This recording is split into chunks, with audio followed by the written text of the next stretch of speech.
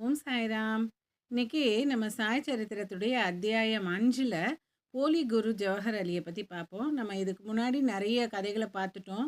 மொஹிதீன் தம்போலியோட பாபா மல்யுத்தம் செஞ்சது, தண்ணீரால் விளக்கேற்றுனது, இதெல்லாம் பார்த்தோம் இல்லையா? இப்போது நம்ம போலி குரு ஜவஹர் அலியை பற்றி பார்க்கலாம்.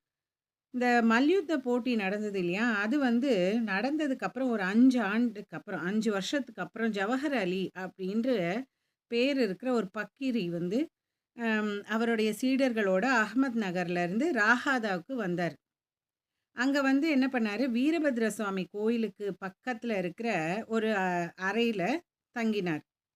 இந்த ஃபக்கீர் நல்லா படித்தவர், குரான் எல்லாத்தையும் ஃபுல்லாக ஒப்பிப்பார். அந்த அளவுக்கு ஒரு திறமை வாய்ந்த ஒரு ஃபக்கீர் இவர். இனிமையான உடையவர், ரொம்ப நல்ல வார்த்தைகளை பேசி ரொம்ப நல்ல விஷயங்களை சொல்லி கொடுக்குற ஒருத்தர். கிராமத்தை சேர்ந்த நிறைய பேர்